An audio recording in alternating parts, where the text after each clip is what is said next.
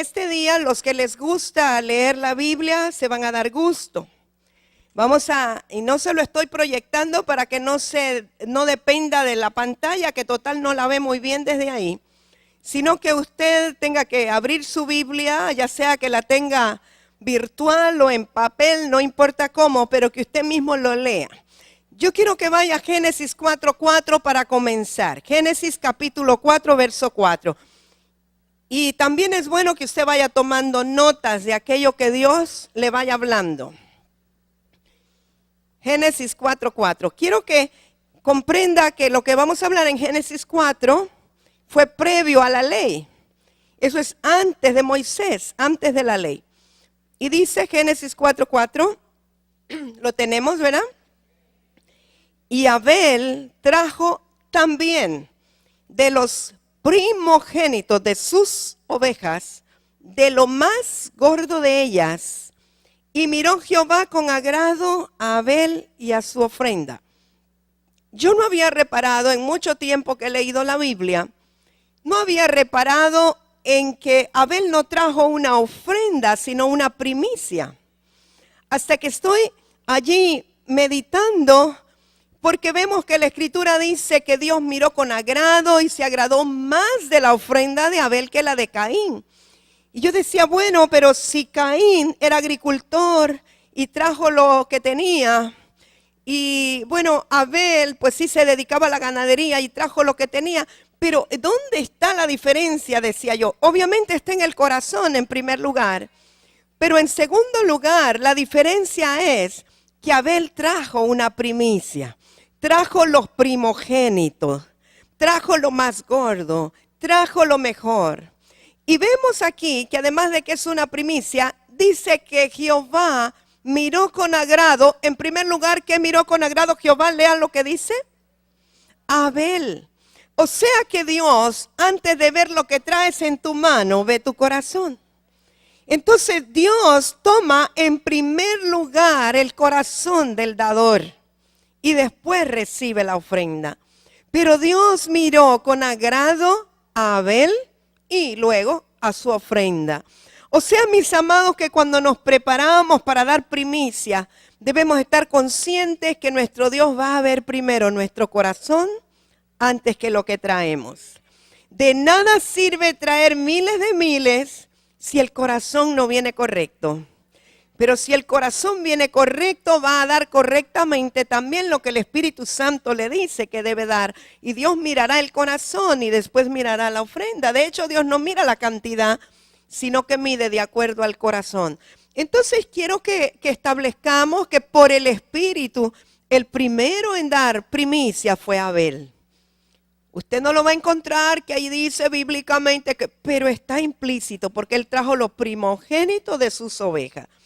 Ok, cuando nosotros damos, o los hombres de aquel tiempo daban primicias y lo mejor de los frutos, lo que estaban implicando es que reconocían que Dios, Adonai, el Shaddai, Elohim, Eloán, era el dueño, el Señor de toda la tierra. Cuando nosotros damos lo mejor, separamos primero lo mejor, separamos lo de Dios antes que lo nuestro. Lo que estamos es reconociendo la soberanía de Dios sobre toda la tierra y sobre todo lo que Él nos ha dado o nos ha prestado para administrar.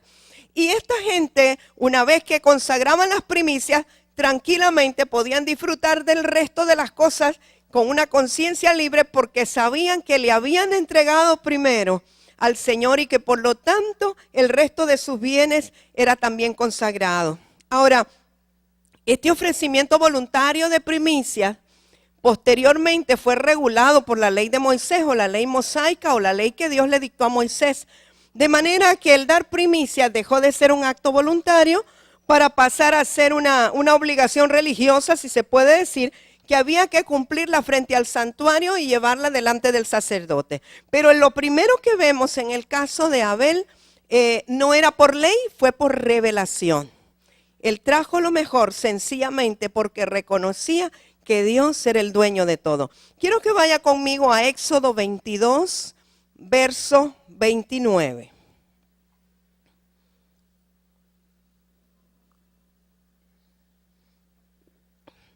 Cuando leamos el Antiguo Pacto, quiero que estemos bien claros en algo.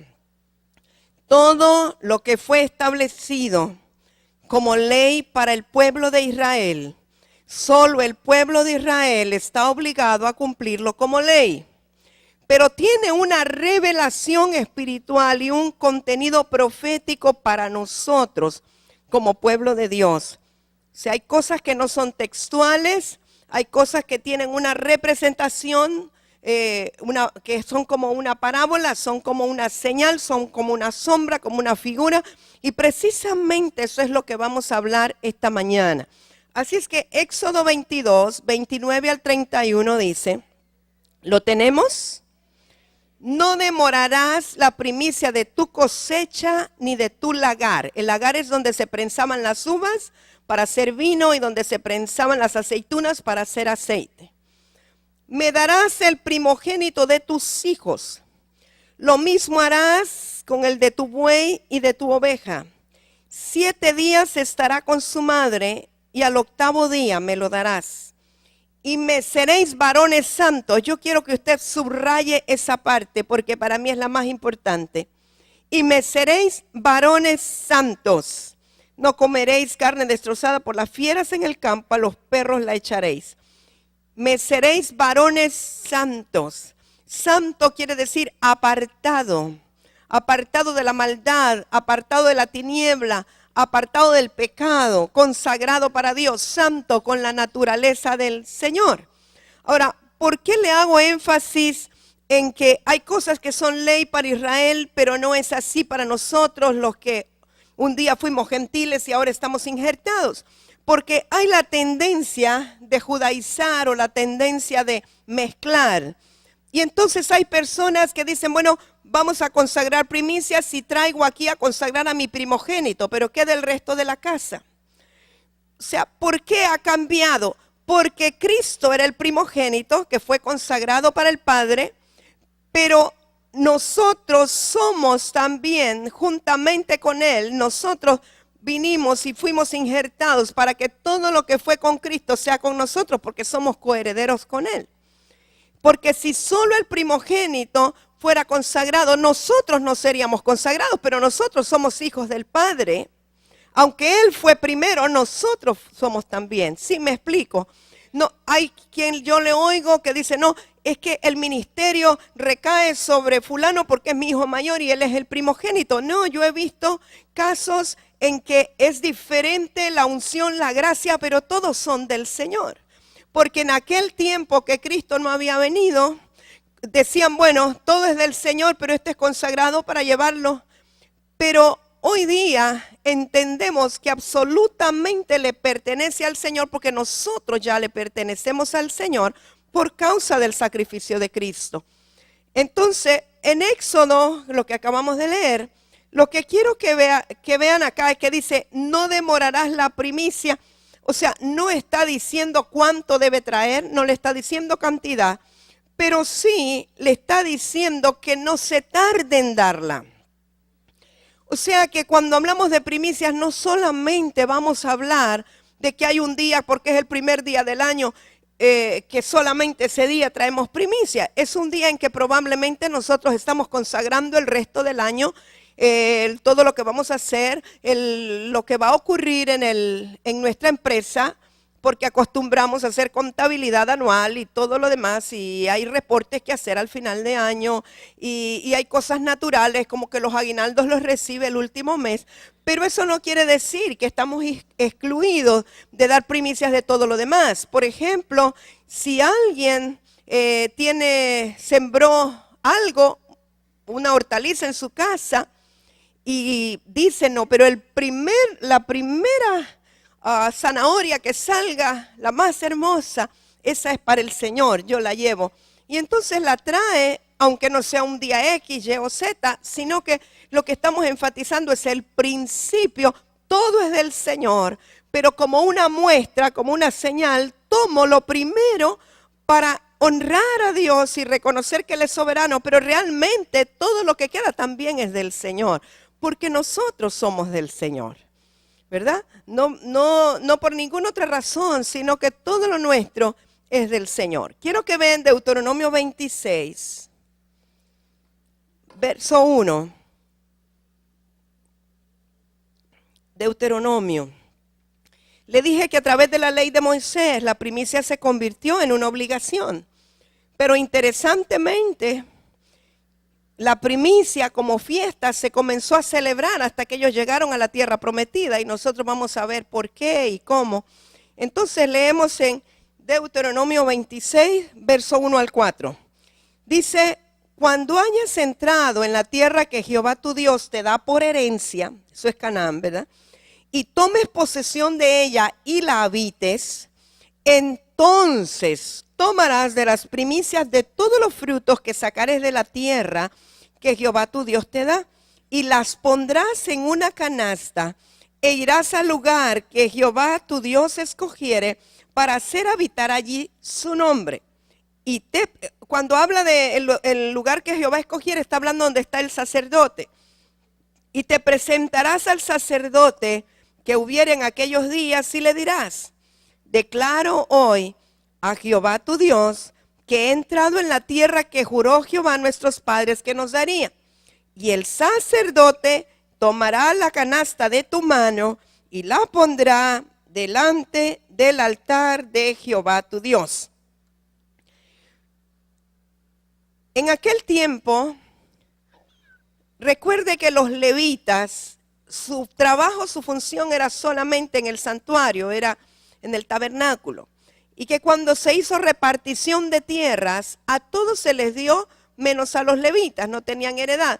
Porque los levitas que trabajaban en el santuario, en el tabernáculo o en el templo, vivían de los diezmos y de las primicias que se llevaban, eran para su sostenimiento. Ahora, vamos a ver cómo era que ellos separaban esa primicia. Pero en Números 18, 12, si usted quiere anotarlo, yo se lo voy a leer. Aquí nos muestra que las primicias en ese tiempo eran para sostener al sacerdote. Dice Números 18, 12, vamos a leer al 14. De aceite, de mosto y de trigo, todo lo más escogido, las primicias de ello que presentarán a Jehová, para ti las he dado, le dice el Señor al sacerdote. Las primicias de todas las cosas de la tierra de ellos, las cuales traerán a Jehová, serán tuyas. Le está hablando a Aarón. Todo limpio en tu casa comerá de ellas. O sea, todos los de tu familia que no se hayan contaminado, que estén limpios, van a poder comer de las primicias. Todo lo consagrado por voto en Israel será tuyo. O sea que para denotar de quién eran las primicias, sí eran del Señor, pero ¿a quién se las llevó? Al sacerdote. Y él ya tenía una instrucción de cómo las iba a usar. Ahora, fíjese que la Pascua en Israel fue establecida la noche que el pueblo de Israel salió de Egipto. Sin embargo, la Pascua se celebró hasta 40 años después, cuando ellos llegaron a la tierra prometida. Hay cosas que fueron establecidas en un tiempo, pero no pudieron celebrarse sino hasta tiempo después. La Pascua, acuérdese que se estableció que comieran el cordero, que se lo comieron con todo y las entrañas, con hierbas amargas, con panes sin levadura, que si eran pocos los que habían en una casa, se juntaran con otros para comerse el cordero. Todos han leído acerca de la Pascua, ¿verdad?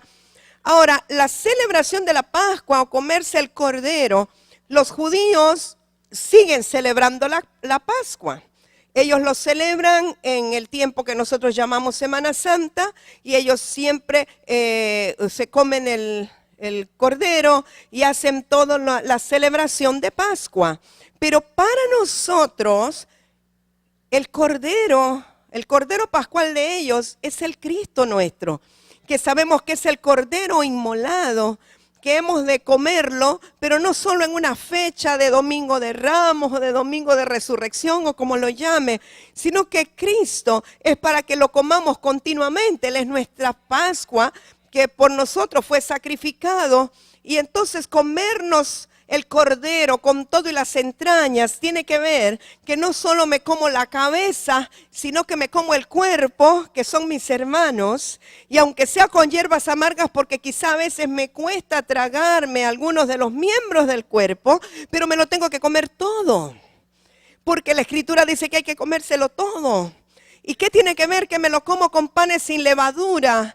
Tiene que ver con la palabra no adulterada, con la palabra no religiosa, sino la palabra revelada del Señor. Así me lo tengo que comer. Y entonces nosotros estamos continuamente celebrando a Cristo y celebrando la Pascua. Pero lo que yo le estoy hablando a ustedes es el contexto bíblico de dónde nace la celebración de la Pascua. Ahora, la fiesta de primicias empezó a celebrarse, y lo leímos hace un ratito en Deuteronomio, hasta que el pueblo de Israel entró a tierra de Canaán. Porque era una celebración que nos habla de la provisión de Dios en la tierra. Recuerde que antes de entrar ellos a la tierra de Canaán, mientras andaban en el desierto, comían maná. Maná de día, maná de noche, maná cada día, maná todo el tiempo. Pero cuando ellos entraron a la tierra de Canaán, Dios les dijo, ahora van a comer del fruto de la tierra. Ahora, recuerde que cuando Adán pecó, cuando el varón y la mujer pecaron, Dios dijo, y ahora la tierra será maldita por tu causa, solamente producirá espinos y abrojos y y van a tener que comer con el sudor de su frente y todo lo demás. Pero cuando ellos entran a la tierra prometida, la tierra de Canaán, la tierra que fluye leche y miel, dice la Escritura, van a tomar o a usufructuar la tierra que les di de balde, la tierra que ustedes no tuvieron que sembrar, porque cuando entraron seguramente ya habían cosechas que ellos iban a entrar a usufructuar y tenían que dar la primicia de eso que ellos encontraran, pero era una señal de una fe activa. ¿Qué quiero decirle con esto? Fíjese con mucho cuidado lo que le voy a decir. Hay gente en la iglesia que piensa que vivir por fe es vivir cada día esperando que le llegue el maná del cielo, que le caiga el maná del cielo. Es que el Señor va a proveer, hoy me va a proveer y seguro que hoy va a proveer. Ay, si vi la mano de Dios cómo me proveyó y me llegó el racimito de plátanos y mañana el Señor va a proveer y hoy me llegó la librita de frijoles y viven solo con maná. Y eso está bueno por un rato, pero realmente entrar a la tierra prometida significa que puedo comer de todo el fruto de la tierra. Significa que tengo habilidad para sembrar y para cosechar. Significa que puedo comer del fruto de mi trabajo. ¿Sabe que es una bendición comer del fruto del trabajo? ¿Y sabe que es una maldición trabajar y que otro se come el fruto de lo mío? Lo dice Isaías. Pero es una gran bendición tener la capacidad de sembrar, de trabajar, de engordar ganado, de trabajar en una empresa donde usted diga y comer el fruto de su trabajo. Es una bendición. Entonces es una manera como Dios está proveyendo y te está mostrando su prosperidad. No que te limites a estar esperando que te caiga el maná del cielo, porque ahora la tierra es tuya. De Jehová es la tierra y su plenitud, no solo lo que te viene del cielo, también lo que produce la tierra y el mar y lo que está debajo del mar, te pertenece. No se alegraron, yo creo que solo al pastor Remo le van a salir tesoros del mar, porque a los demás no les importa, ¿verdad? Todo nos pertenece. Espero que me esté captando lo que le estoy diciendo. ¿Sabe por qué muchas congregaciones no prosperan? Porque todos quieren vivir por fe, pero es una fe pasiva. La fe activa es que yo veo la multiplicación de lo que siembro. No están de acuerdo. Yo creo que aquí se ha enseñado otra doctrina, ¿verdad? Bueno, excelente. Y después lo repasan, por favor.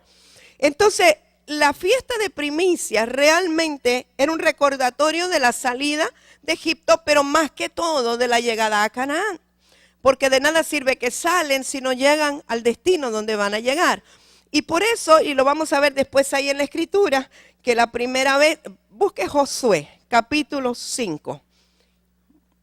Busque a Josué, ahí está parte de la pastora Rosita, y le busque el capítulo 5 ahí. Vamos a ver lo que pasó cuando ellos finalmente pasan Jericó, cruzan el Jordán. ¿Cuál fue el primer lugar en el cual acampó el pueblo de Israel en la tierra prometida? Dígame. Dígalo fuerte. Gilgal. ¿Escucharon? Ok, ¿qué quiere decir la palabra Gilgal? ¿Alguien sabe? Le quité el oprobio.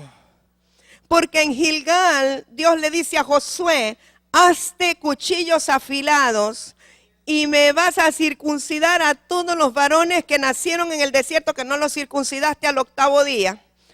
Y déjalos que sanen y después van a seguir avanzando. Pero llamaron ese lugar Gilgal porque les cortó el prepucio. Y Dios les dijo, hoy he quitado de ustedes el oprobio de Egipto. O sea, mis amados, que aunque yo ya supuestamente salí del mundo, ahora estoy en la iglesia, estoy caminando con el Señor, pero el Señor tiene que quitarme el oprobio a través de los cuchillos afilados que tienen los líderes de la casa. ¿Sabe cuáles son los cuchillos afilados? La palabra que te traspasa. Si tú te dejas que te traspase. Porque la palabra puede estar, el cuchillo afilado puede estar, pero si cuando viene el cuchillo afilado tú te agachas o le haces así, no vas a dejar que se te quite el oprobio. Vas a seguir con el prepucio del corazón. Por eso se llama Gilgal. Fue quitado el prepucio. Y entonces allí el pueblo por primera vez celebró la Pascua. Pero interesantemente, la fiesta de la Pascua va acompañada de la fiesta de los panes sin levadura por 7 días. El primer día comes la Pascua, el segundo día los panes y espigas tostadas. Y el tercer día es cuando celebras la fiesta de primicias. Y esto es importante, pero ya lo vamos a ir viendo con detalle de por qué es importante que fue al tercer día. Pero leamos Josué 5. Vamos a leer 10, creo que hasta el 12. Dice, y los hijos de Israel acamparon en Gilgal y celebraron la Pascua a los 14 días del mes por la tarde en los llanos de Jericó. Al otro día de la Pascua comieron el fruto de la tierra, los panes sin levadura, y en el mismo día espinas nuevas tostadas. Y el maná cesó el día siguiente desde que comenzaron a comer del fruto de la tierra. Y los hijos de Israel nunca más tuvieron maná, sino que comieron de los frutos de la tierra de Canaán aquel año. ¿Sí? Entonces vemos cómo está el cumplimiento y cómo hasta aquí es que ellos van a comenzar a dar las primicias, porque ya tienen frutos de la tierra, ya pueden apartar primicias. Del maná no podían apartar primicias. Vaya a Levítico 23, por favor. Sé que va a buscar mucho la Biblia hoy, pero eso es bueno. Levítico 23, verso 9. Estamos hablando de lo mismo, no nos hemos salido del tema, a veces está en Levítico, a veces en Deuteronomio, a veces en Éxodo. Levítico 23, verso 9, ¿lo tiene? Y habló Jehová a Moisés diciendo, habla a los hijos de Israel y diles, cuando hayáis entrado en la tierra que yo os doy y seguéis su mies, traeréis al sacerdote una gavilla por primicia de los primeros frutos de vuestra siega. Ahora, quiero que tomen nota de algo que les voy a decir. El primer grano o fruto de la tierra que madura, al menos en Israel, por el tipo de tierra, por el tipo de clima, es la cebada. Tome esto en cuenta.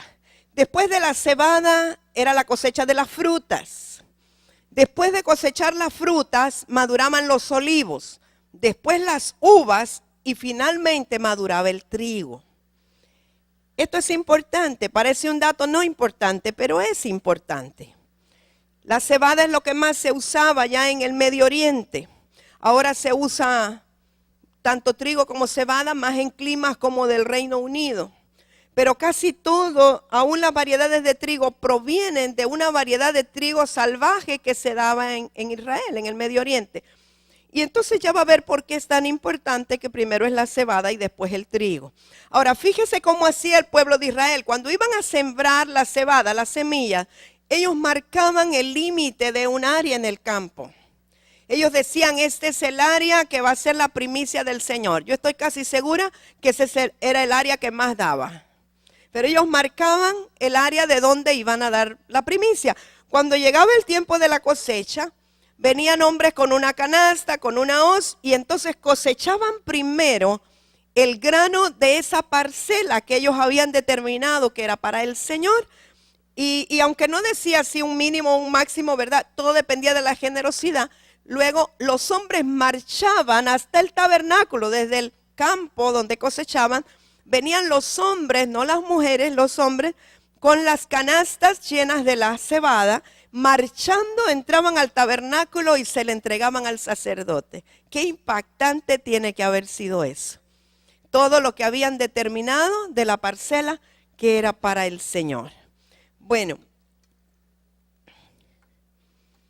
en Levítico 23, 11 y 12, veamos qué es lo que el sacerdote hacía y veamos cuándo es que esto se celebraba. Dice Levítico 23, 11 y 12. ¿Sí? ¿Lo tenemos? Dice, y el sacerdote, esto es ya cuando se lo llevan al sacerdote, y el sacerdote mecerá la gavilla delante de Jehová, subraye lo que dice, para que seáis aceptos. Esa palabra es muy importante, para que seáis aceptos. ¿En quién somos aceptos nosotros? En el amado Jesucristo. Pero en aquel tiempo tenían que llevar las primicias para ser aceptos. El sacerdote determinaba, una vez que mecía la gavilla de las primicias que traían, que ellos eran aceptos. Pero nosotros ahora somos aceptos por la sangre del Cordero. Luego dice, el día siguiente del día de reposo la mecerá. Subraye, realce al día siguiente del día de reposo, porque ahí me vino una revelación tremenda. Y espero que a usted le venga también. ¿Cuál era el día de reposo? El sábado. Todavía sigue siendo para muchos el día de reposo. Ok, ¿cuándo se celebraba la Pascua? No, la Pascua, un día antes. Primero se celebraba la Pascua, luego al día siguiente era el día de reposo, y luego al día siguiente era la ofrenda de las primicias o la fiesta de las primicias. Si usted lo quiere traducir a nuestro calendario de hoy, la Pascua se comía el viernes, luego el día de reposo, el sábado, ¿y cuándo era mecida la gavilla? Ah, ok, ya vamos a ir llegando. Dice, y el día que ofrezcáis la gavilla, ofreceréis un cordero de un año sin defecto en holocausto a Jehová. La gavilla que mecía el sacerdote de la primicia que traían iba acompañado de ofrendas quemadas y de comida. Traían flor de harina y traían un holocausto adicional. Quiero que vea Éxodo 23, 14 al 17.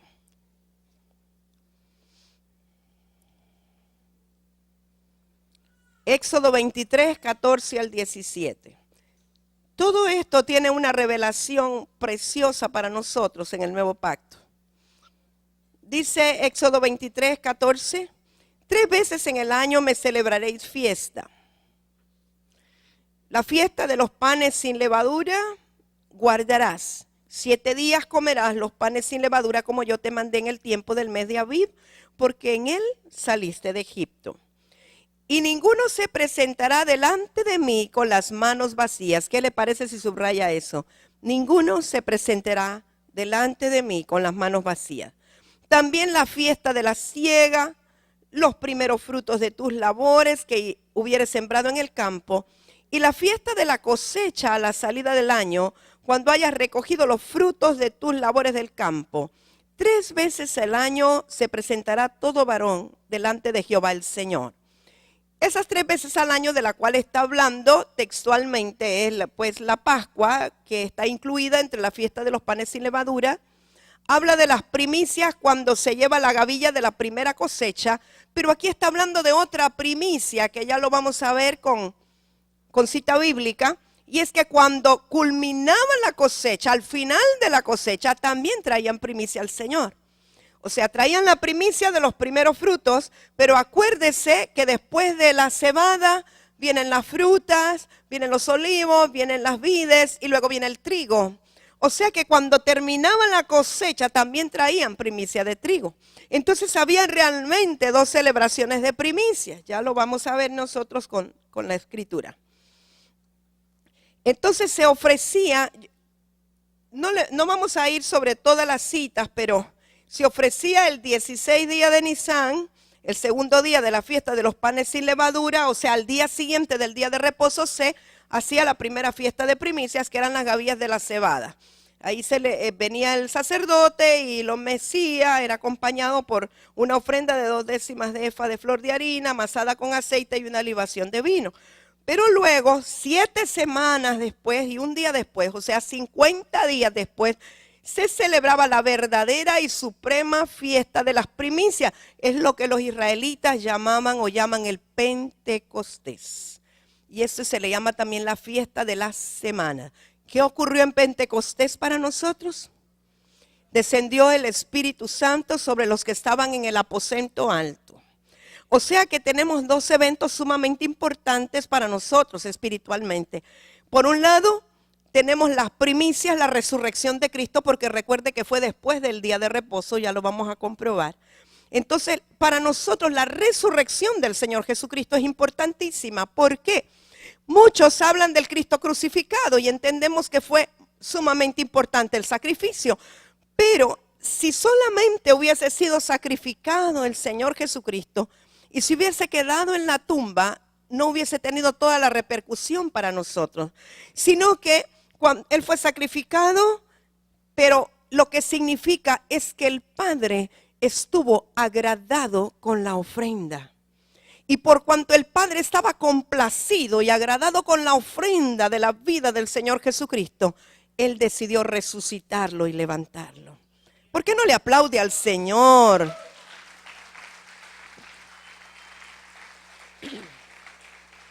O sea, mis amados, que cuando el Señor Jesucristo culminó su carrera y el Padre estuvo agradado, allí fuimos hechos aceptos nosotros. Si el Padre no hubiera estado agradado con el sacrificio de Cristo, nosotros no hubiéramos sido hechos aceptos. Pero somos aceptos en el amado, porque el Padre aceptó, recibió la ofrenda con gratitud.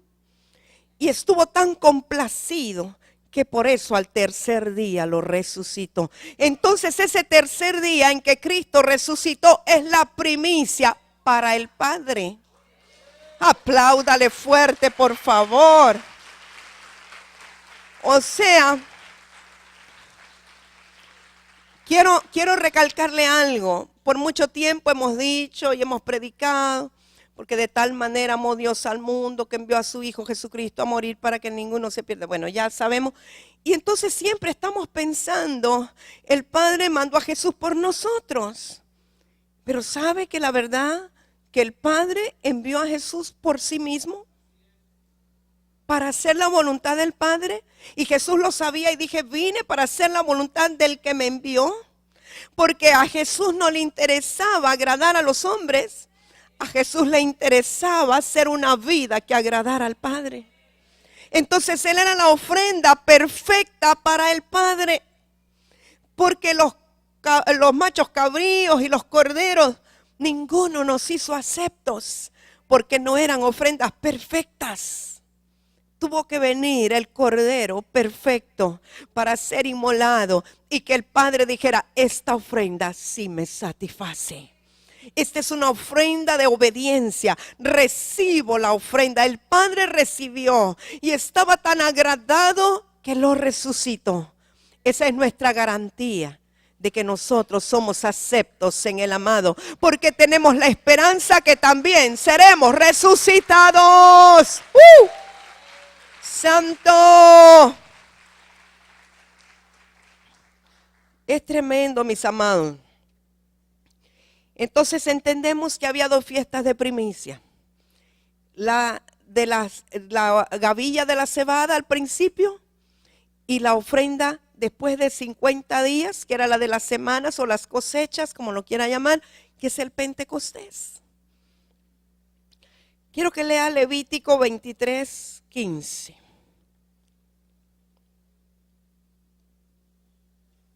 Aquí le doy el fundamento de lo que le acabo de hablar. Levítico 23:15 al 17.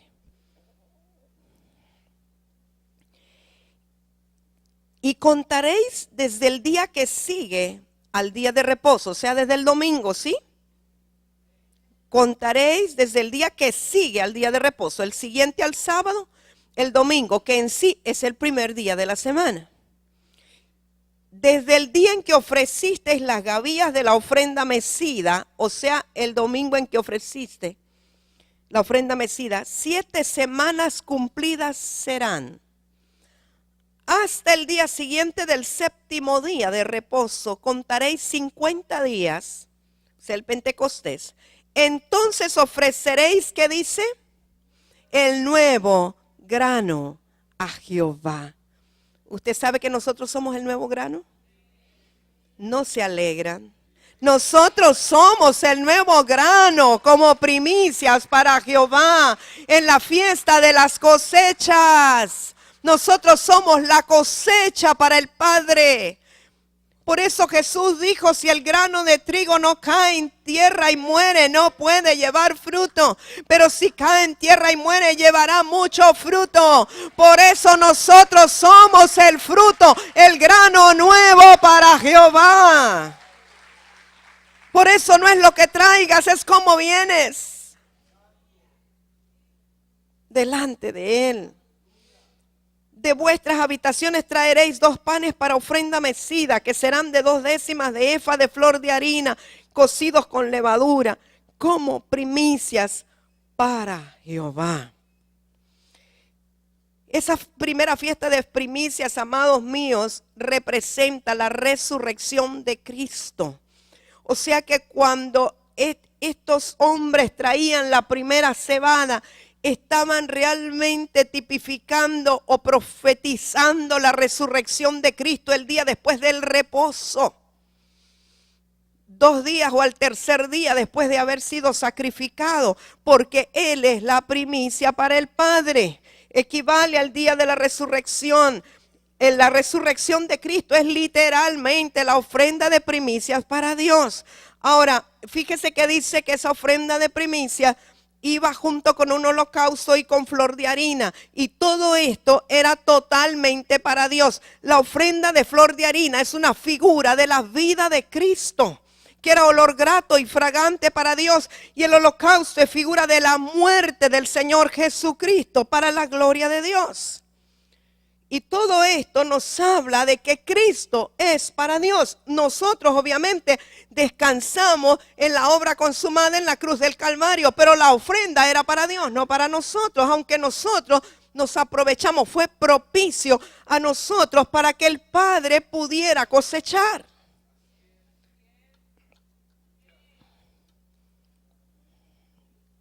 Hay silencio. Vamos a ver Marcos 16, 1 al 6, que nos habla de la resurrección del Señor Jesucristo. Todos creemos que el Señor Jesucristo resucitó, que fue levantado al tercer día. Necesitamos creerlo, estar plenamente seguros y convencidos de ello. Su cuerpo no está en la tumba. Ahora dice Marcos 16, del 1 al 6. Cuando pasó el día de reposo, para que sepa que fue después del sábado, María Magdalena, María la madre de Jacobo y Salomé compraron especias aromáticas para ir a ungirle. Y muy de mañana, el primer día de la semana, o sea, el domingo, vinieron al sepulcro ya salido el sol. Pero decían entre sí, ¿quién nos moverá la piedra de la entrada del sepulcro? Pero cuando miraron, vieron removida la piedra, que era muy grande. Y cuando entraron en el sepulcro, vieron a un joven sentado al lado derecho, cubierto de una larga ropa blanca, y se espantaron. Mas él les dijo, no os asustéis, buscáis a Jesús Nazareno, el que fue crucificado. Ha resucitado, no está aquí. Mirad el lugar en donde le pusieron. Y a nosotros miramos y la tumba está vacía. No queda duda de que Él ha resucitado. Lo que le di esta escritura para que usted vea que es exactamente después del día de reposo, después de que ellos han celebrado la Pascua. Recuerde que el Señor Jesucristo celebró la Pascua con sus discípulos un día antes, vamos a decir el jueves.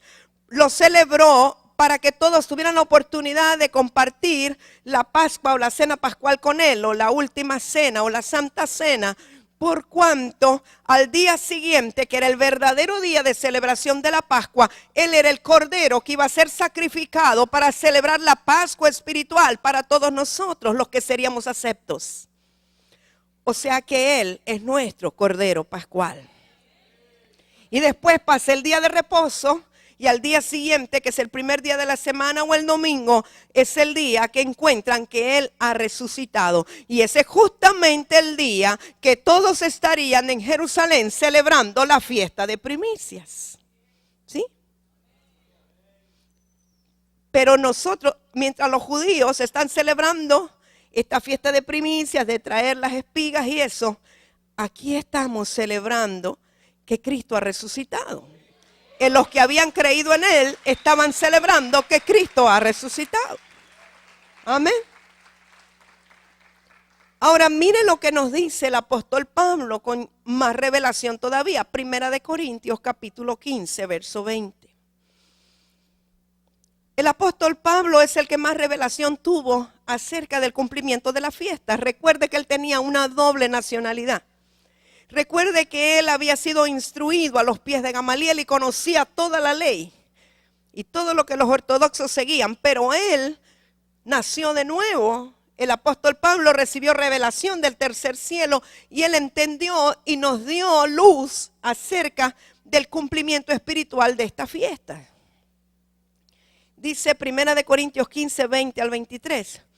Mas ahora Cristo ha resucitado de los muertos.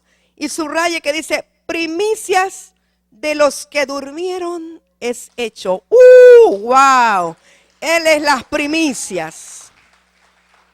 Porque por cuanto la muerte entró por un hombre, también por un hombre la resurrección de los muertos. O sea, a través del Señor Jesucristo tenemos la garantía de que hay resurrección de los muertos. Porque el Padre resucitó a sus primicias y nos va a resucitar a todos. Los que mueran en Cristo resucitarán primero. Esa es la garantía que tenemos. Porque así como en Adán todos mueren, también en Cristo todos, subraye todos serán vivificados. Pero cada uno en su debido orden. Cristo, las primicias. Luego, los que son de Cristo, ¿cuándo? En su venida. ¿Cuántos creen en la venida del Señor? Los que no levantaron su mano, veo dos allá que no levantaron su mano. ¿Ustedes creen en la venida del Señor? Levante su mano, porque si no cree, entonces ¿qué está haciendo aquí? Nosotros creemos que el Señor viene por nosotros. Él viene en las nubes y viene por nosotros. Esa es nuestra esperanza, que tenemos un galardón. Porque si nuestra vida termina aquí en la tierra, amados, entonces ¿qué esperanza? Tenemos una eternidad para disfrutarla con Él. Más vale que comience a creer ahora para que pueda disfrutar de esa eternidad. Mateo 27, 52 al 53, no tiene que verlo si no quiere, pero se abrieron los sepulcros y muchos cuerpos de santos que habían dormido se levantaron, lo recuerda, ¿verdad? Después de la resurrección del Señor Jesucristo, y vinieron a la santa ciudad y se aparecieron a muchos. Así es que aquellos santos que fueron salvos a través del evangelio en aquellos días, recuerde que dice la escritura que cuando el Señor Jesucristo murió, Él bajó a ultratumba y predicó a los espíritus encarcelados. Es decir, que el Señor Jesucristo le llevó el evangelio a los que durmieron en esperanza, a los que creían en el Mesías, a los que estaban esperando que el Mesías llegara. Él les predicó el evangelio y aquellos que creyeron resucitaron después de que el Señor Jesucristo resucitó. Eso es tremendo. Ahora falta la otra resurrección, en la cual nosotros entramos. Si ya hemos dormido en Cristo, resucitaremos, y si no, nos encontraremos con Él en las nubes. Pero lo que yo le aseguro, que nosotros somos la última cosecha de otoño. ¡Aleluya! Por eso creo que Cristo viene en tabernáculos. Otro día vamos a hablar de fiesta de tabernáculos, porque ese es el tiempo de la cosecha.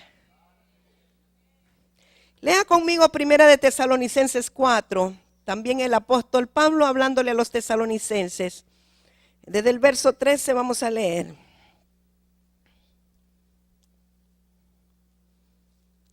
Yo espero que usted esté siendo activado en su interior para que con entendimiento nosotros celebremos que Cristo resucitó. Usted no tiene que esperar a Semana Santa para celebrar que Cristo resucitó, porque Él está vivo y usted puede celebrar la vida de Cristo en todo tiempo.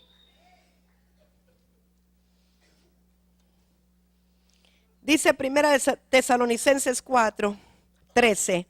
Tampoco queremos, hermanos, que ignoréis acerca de los que duermen, para que no os entristezcáis como los otros que no tienen esperanza. Porque si creemos que Jesús murió y resucitó, así también traerá Dios con Jesús a los que durmieron en Él, o sea, los que durmieron en Cristo, con la esperanza en Cristo. Por lo cual os decimos esto en palabra del Señor, que nosotros que vivimos, que habremos quedado hasta la venida del Señor, no precederemos a los que durmieron. ¿Está entendiendo lo que dice? Que si hay algunos que en este tiempo ya no están físicamente con nosotros, pero amaban a Dios con todo su corazón, sabemos que duermen. No están muertos, sino que duermen.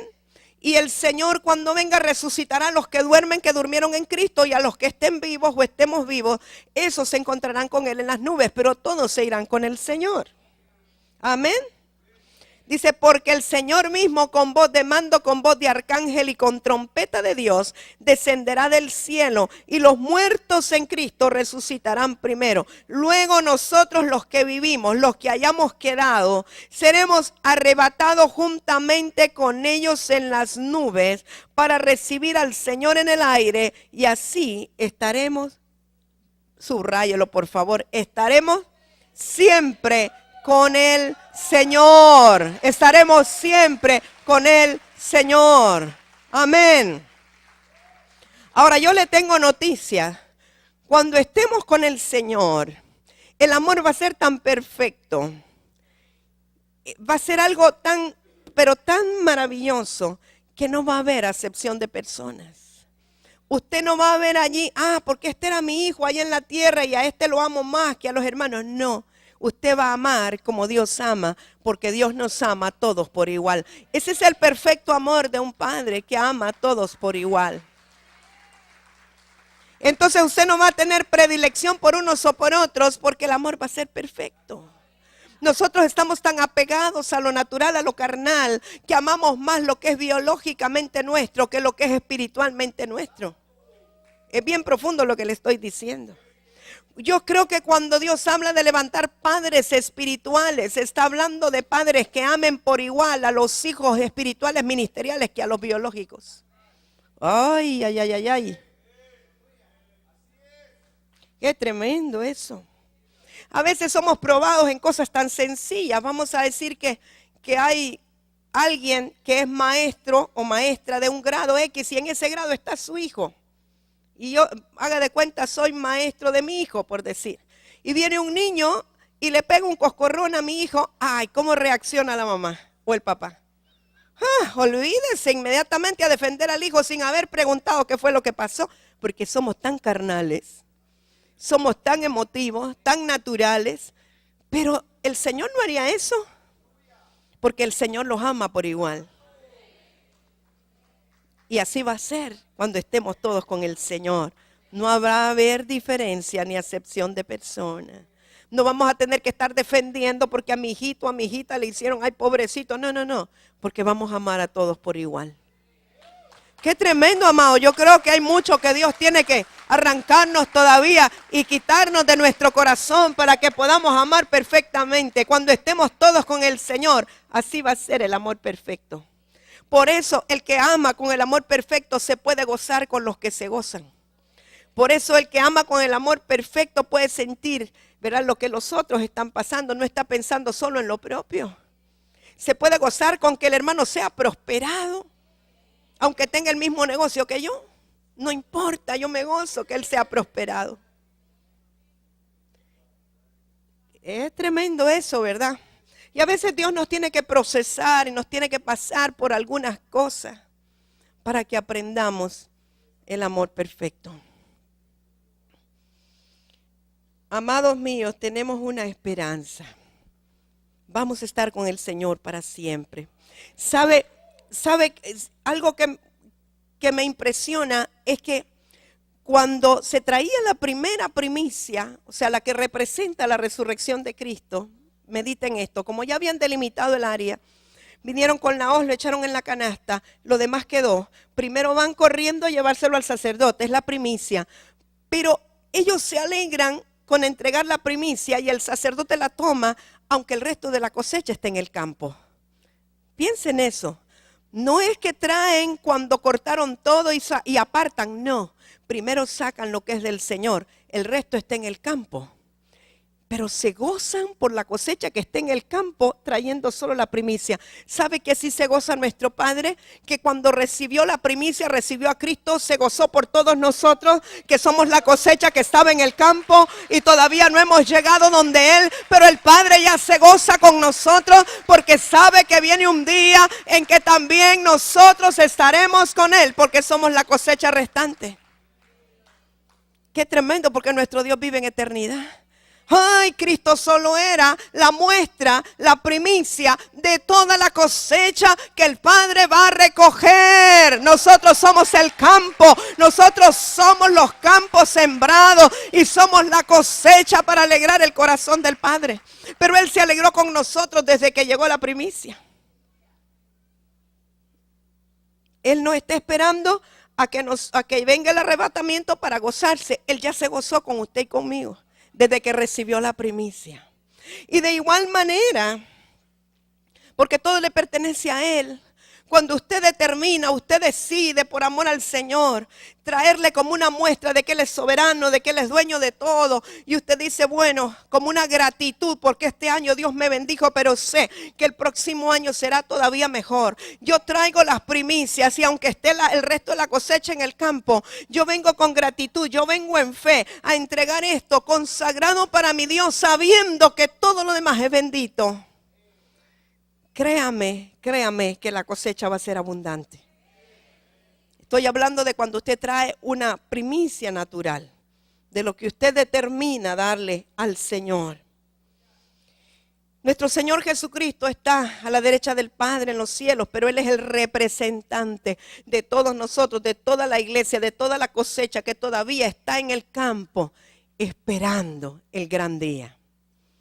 Así es que yo lo que quiero es animarles a que preparemos nuestro corazón y que si hemos determinado que sea el primer domingo, eso fue por una dirección de Dios, que fuera el primer domingo del año, porque quizás este es el tiempo en que uno hace planes, proyectos y viene delante del Señor, que lo haga siendo santo para el Señor, con un corazón entregado para Él, con un corazón limpio, genuino, con el corazón de un adorador. Venir delante de Él con toda la familia, con una muestra representativa de lo que es todo lo que Él le ha dado a administrar, sabiendo que todo le pertenece a Él. Yo quiero cerrar con Proverbios 3, 9 y 10. Es una palabra que creo yo que es activa, que es eterna. Es una palabra que es para todos nosotros, no solamente como una ley del antiguo pacto. Es una palabra dada por Dios a Salomón y dice...